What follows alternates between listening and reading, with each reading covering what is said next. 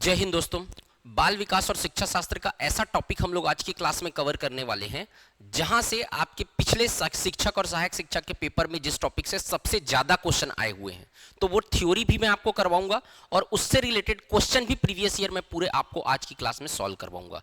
तो वीडियो को एंड तक देखिएगा और इसी तरीके से जो पिछले पेपर में क्वेश्चन आए हुए हैं उसका थ्योरी सीडीपी का पूरा ओवरऑल जो इंपॉर्टेंट टॉपिक है जहां से क्वेश्चन बनते हैं पेपर में वो मैं आपको धीरे धीरे करके फ्री क्लास में, ये क्लास पूरी तरीके से फ्री रहेगी, उसमें मैं आपको करवाने वाला हूं। लगातार जो है मेरी क्लासेस आती रहेंगी अब चैनल पे जिसपे मैं सीडीपी के सारे इंपॉर्टेंट टॉपिक को आपको कवर करवाऊंगा और उससे रिलेटेड एमसीक्यू भी करवाऊंगा। आज एक टॉपिक को लेकर मैं पढ़ा रहा हूं जिसका बहुत पिछले पेपर में क्वेश्चन आया हुआ है। समझ गए आप लोग सब लोग? तो वीडियो अच्छा लगेगा तो आप लोग को करना है लाइक, चैनल को सब्सक्राइब और कमेंट सेक्शन में जाके कमेंट करिएगा कि वीडियो आपको कैसा लगा। और ये क्लासेस पूरी तरीके से फ्री रहेगी। मैं पूरा सीडीपी आपको इंपॉर्टेंट टॉपिक को पूरा कवर करवाने वाला हूं ये सेशन में। ये अलग से प्लेलिस्ट बना रहेगा और उसमें आज का जो टॉपिक है वो है अधिगम या सीखना, लर्निंग। ये वाले टॉपिक से पिछले सहायक शिक्षक जो हुआ था, पिछला सहायक शिक्षक सीजी टेट सी टेट सब में यहां से क्वेश्चन आया हुआ है और पिछले बार के शिक्षक भर्ती और सहायक शिक्षक में इस टॉपिक से सबसे ज्यादा सवाल बने हुए हैं। तो मैं वो टॉपिक इसीलिए आज ले रहा हूं। इससे रिलेटेड जो पिछले पेपर में क्वेश्चन आया था वो भी मैं सॉल्व कराऊंगा। पहले आपको थ्योरी पढ़ा देता हूं और उसके बाद मैं एमसीक्यू सॉल्व कराऊंगा, तो आपका कोई भी क्वेश्चन इसके बाद इस टॉपिक से नहीं छूटने वाला। पहले देखिए अधिगम या सीखना, लर्निंग। ये सीखना क्या होता है? इसको सीडीपी की भाषा में, बाल विकास मनोविज्ञान की भाषा में अधिगम कहा जाता है। क्या कहते हैं इसको, क्या होता है ये सीखना?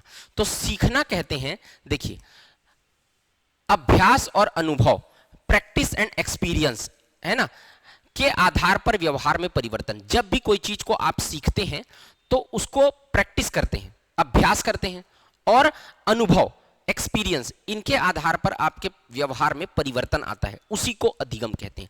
ये दो शब्द मैंने जो यहां पर चयन किया है, change in behaviour based on practice और एक्सपीरियंस, तो ये अभ्यास और अनुभव को ध्यान रखना।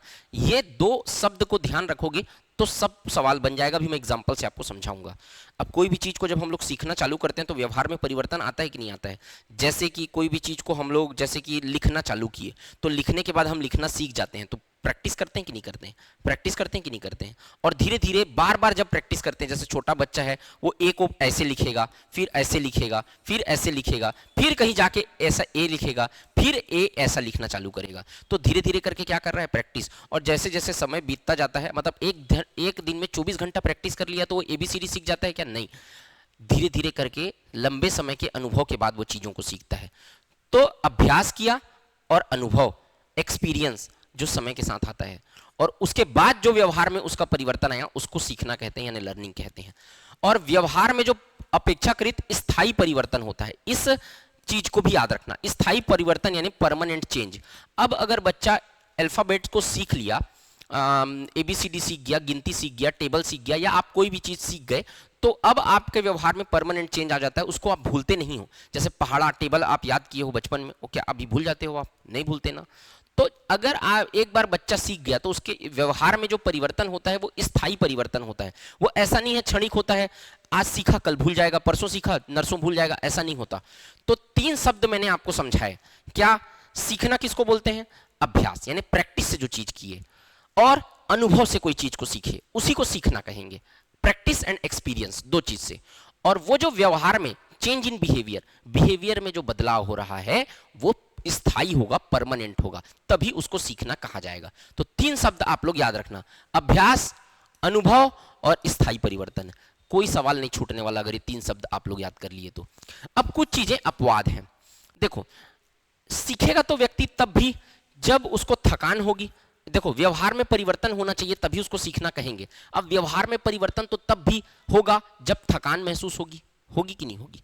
व्यवहार में परिवर्तन तब भी होगा जब दवा खाने का, जब से थकान महसूस हुई है तो ऐसा सो जाता है मुंडी नीचे करके, एकदम थक जाता है, तो क्या हो रहा है? व्यवहार में परिवर्तन हो रहा है कि नहीं हो रहा है? लेकिन उसको सीखना नहीं कहेंगे। क्यों? क्योंकि वो परिवर्तन क्षणिक है। जैसे ही आपने रेस्ट लिया, जैसे ही आप सोए, 8 घंटे की नींद लिए, वैसे ही फिर से वापस एनर्जी आ जाएगी। तो उसको सीखना बोलेंगे क्या? नहीं बोलेंगे। व्यवहार में परिवर्तन तो है, लेकिन कैसा परिवर्तन होना चाहिए? स्थायी परिवर्तन, जो टाइम के साथ फिर बदले नहीं, तभी उसको सीखना कहा जाएगा। मैं आपको सब एग्जाम्पल से सिखाता हूं। देखो, ये जो बच्चा है अल्फाबेट सीख रहा है। अब ये अल्फाबेट सीखा, तो अल्फाबेट कैसे सीखा? ये प्रैक्टिस से सीखा, प्रयास से सीखा, और किससे सीखा? अनुभव से सीखा। अब इसके में जो परिवर्तन हुआ वो कैसा हुआ? स्थायी परिवर्तन हुआ। स्थायी परिवर्तन हुआ क्योंकि ये सीख गया, उसके बाद ये भूलेगा नहीं। तो इसको कहेंगे क्या? इसको कहेंगे हम लोग अधिगम। बाकी ये जो बच्चा है ये कैसे कर रहा है? ये बच्चे को नहीं मालूम कि ये गर्म है। अब इसको एक बार छुआ, ये छुआ तो इसको पीछे हाथ खींच लिया। क्यों? क्योंकि ये गर्म था। तो अब जब बच्चा किचन में दोबारा गया तो उसको समझ में आ गया था पिछले बार मेरा हाथ जल गया था, तो अब मेरे को उसको नहीं छूना है, वो जो गैस के ऊपर रखा हुआ है गर्म रहता है। तो ये किससे सीख रहा है? अनुभव से। ये किससे सीख रहा है? प्रयास से। ये किससे सीख रहा है? अनुभव से सीख रहा है। तो इसको हम लोग क्या कहेंगे? अधिगम कहेंगे। क्या कहेंगे? अधिगम कहेंगे। लेकिन इसको देखो आप, ये इसको क्या आया है? इसको ये जो है वो यहां पर आप एक तरीके से देखो, ये किससे सीखा है? थकान से सीख रहा है। किससे सीख रहा है? इसको सर दर्द कर रहा है, सर दर्द कर रहा है तो इसके बिहेवियर में चेंज आया। कोई आया गाली दे दिया उसको, बिहेवियर तो दिमाग खराब है ना इसका, तो दिमाग खराब, गाली दे दिया। लेकिन जब इसको थकान मिटा तो फिर ये जाके उसको सॉरी बोला, ये सॉरी माफ कर दो। तो क्या हो रहा है? व्यवहार में परिवर्तन स्थायी नहीं है, अस्थायी है। क्योंकि कुछ समय के लिए इसके व्यवहार में परिवर्तन हुआ थकान के कारण, लेकिन ये फिर से नॉर्मल हो गया। तो इसको सीखना नहीं कहेंगे, इसको सीखना नहीं कहेंगे। किसको सीखना कहेंगे और किस? क्योंकि ये परिवर्तन स्थायी नहीं है। वैसे ये भी थक के सो गया है, थक के सो गया है। तो थक के जब सो गया है ये, तो ये सो गया है, लेकिन उठेगा तो फिर सबसे अच्छे से बात करने लगेगा, सब करने लगेगा, सब काम धाम करने लगेगा। तो इसके व्यवहार में परिवर्तन आया है, लेकिन क्या वो स्थायी है? नहीं। तो ऐसे सभी परिवर्तन जो प्रयास से और अनुभव से आए हों और वो स्थायी होते हैं, वही अधिगम कहलाते हैं। ऐसे परिवर्तन जो कि क्या बोलते हैं, व्यवहार में परिवर्तन करते तो हैं लेकिन वो परिवर्तन स्थायी नहीं होते हैं, वो अधिगम नहीं कहलाते हैं। जैसे कि थकान से आया हुआ परिवर्तन, व्यवहार में परिवर्तन। जैसे कि दवा खाने से आया हुआ व्यवहार में परिवर्तन। जैसे कि भूख से आया हुआ व्यवहार में परिवर्तन, प्यास से, नींद से। ये सब परिवर्तन जब होते हैं तो वो स्थायी परिवर्तन नहीं होते हैं। इसीलिए इन परिवर्तनों को सीखना या अधिगम नहीं कहते हैं। ठीक है, तो ये आपको अब समझ में आ गया होगा सीखना किसको बोलते हैं और किसको नहीं बोलते हैं। एक टॉपिक है परिपक्वन, मैचुरेशन। ये भी इसी का पार्ट है। अब परिपक्वन क्या होता है मैं आपको समझाता हूं, देखो आसान भाषा में। परिपक्वन यानी मैचुरेशन मतलब शरीर का वृद्धि, शरीर की वृद्धि। हाथ बढ़ रहा है, पैर बढ़ रहा है, सिर बढ़ रहा है, आंख बड़ा बड़ा हो रहा है, कान बड़ा बड़ा हो रहा है, ये सब परिपक्वन है, मैच्योरिटी है। अब ये जो परिपक्वन है वो अभ्यास से आते हैं क्या? नहीं, ये तो बायोलॉजिकल प्रोसेस है, ये तो नैसर्गिक है, ये तो नेचुरल है। ये तो भगवान दे के भेजा है कि माता पिता का हाइट जितना रहता है बच्चे का हाइट लगभग उतना रहता है। तो ये हेरिडिटी पे निर्भर करता है। समझ में आ रहा है? ये प्रोटीन विटामिन इस पे निर्भर करता है कि आपका हाइट कितना होगा, हाथ पैर पाँव आँख नाक कान कितना बड़ा होगा, ये तो आपके ऊपर निर्भर करता है। मतलब नेचुरल प्रोसेस है ये। तो परिपक्वन वह प्राकृतिक या जैविक प्रक्रिया है, मैंने कहा बायोलॉजिकल प्रोसेस है, जिसके द्वारा बच्चे के शरीर और मस्तिष्क का विकास समय के साथ अपने आप होता है। समय के साथ धीरे धीरे करके क्या होता है? विकास होता है। यह विकास कैसा होता है? अनुवांशिकता यानी हेरिडिटी पर आधारित होता है, न कि अभ्यास या प्रशिक्षण पर। तो अनुवांशिकता पर इसलिए कह रहे हैं क्योंकि माता पिता का हाइट रहता है, माता पिता का सब उसी के आधार पर बच्चे का होता है। तो ये क्या होता है? हेरिडिटी पर आधारित होता है। ये प्रैक्टिस और एक्सपीरियंस पर आधारित नहीं होता। ये नेचुरल प्रोसेस है, बायोलॉजिकल प्रोसेस है, हेरिडिटी पर आधारित होता है। जैसे बच्चा समय आने पर चलना सीखता है। बच्चा समय से पहले चलना नहीं सीख सकता क्योंकि उसके पैर बड़े बड़े नहीं हुए हैं। समझ में आ रहा है?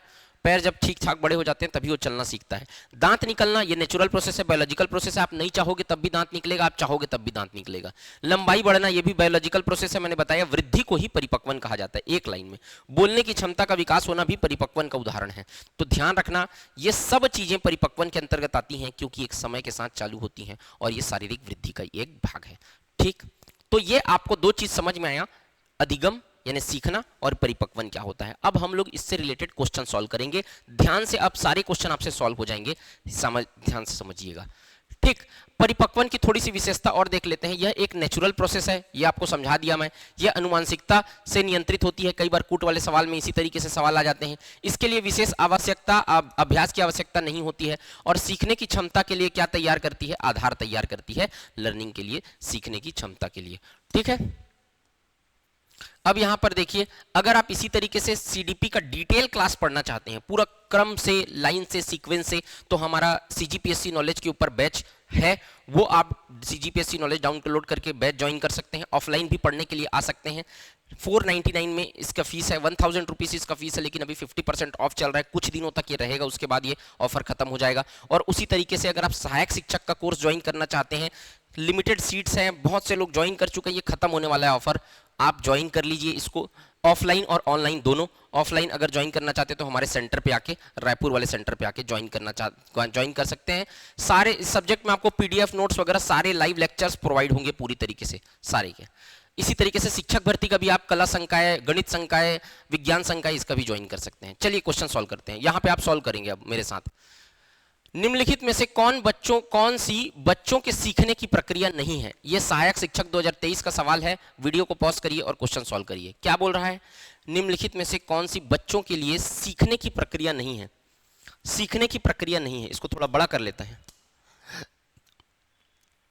सीखने की प्रक्रिया नहीं है। तर्क, प्रतिबिंबित, कल्पना, परिपक्वता, आर्ग्यूमेंट, रिफ्लेक्शन, इमेजिनेशन, मैच्योरिटी। ये सहायक शिक्षक 2023 का क्वेश्चन है।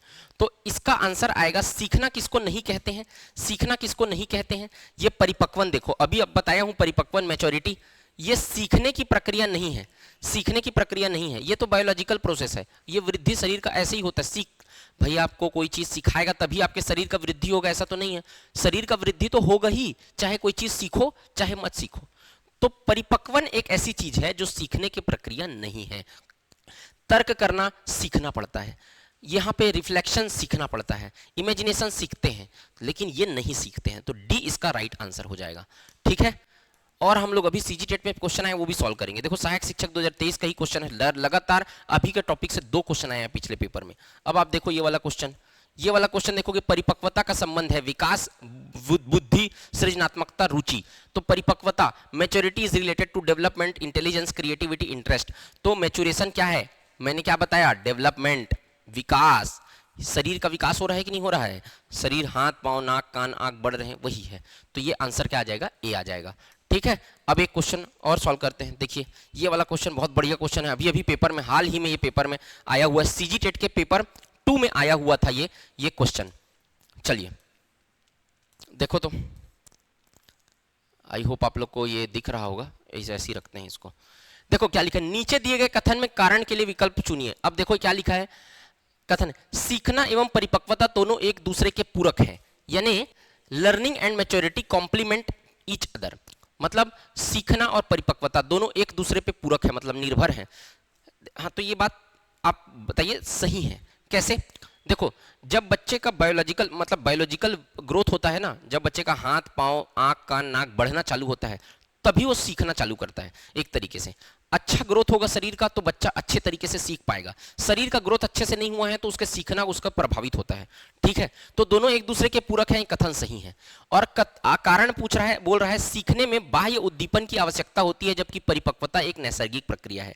मतलब सीखने में बाह्य, लर्निंग रिक्वायर्स एक्सटर्नल स्टिमुलेशन, सीखने के लिए किसी टीचर की जरूरत होती है, किसी मोटिवेशन की जरूरत होती है, कि बहुत सारी चीजों की जरूरत होती है ना। जबकि मैच्योरेशन क्या है? एक नेचुरल प्रोसेस है। आप बाहर से कोई मोटिवेशन दे चाहे मत दे, आपका जो है वो सीखना बढ़ेगा। तो ये नैसर्गिक प्रक्रिया है। ठीक है, ए और आर दोनों सत्य हैं और आर ए की सही व्याख्या है। ए और आर दोनों सत्य हैं लेकिन आर ए की सही व्याख्या नहीं है। तो देखो ये दोनों सत्य तो हैं, लेकिन जो कारण है सीखने में बाह्य उद्दीपन की आवश्यकता, परिपक्वता एक नैसर्गिक प्रक्रिया है, वो कथन ए की व्याख्या नहीं करता। दोनों में कोई अंतर नहीं, मतलब दोनों में अंतर है, ये इसकी व्याख्या नहीं करता है। समझ में आया? सीखना और परिपक्वता दोनों एक दूसरे के पूरक हैं। अब ये तो बता रहा है सीखने में बाहर चीज की जरूरत पड़ती है और परिपक्वता नैसर्गिक प्रक्रिया है। तो ये जो है ना वो इसका व्याख्या नहीं है, इसलिए आंसर क्या आ जाएगा? बी उत्तर इसका राइट आंसर आएगा।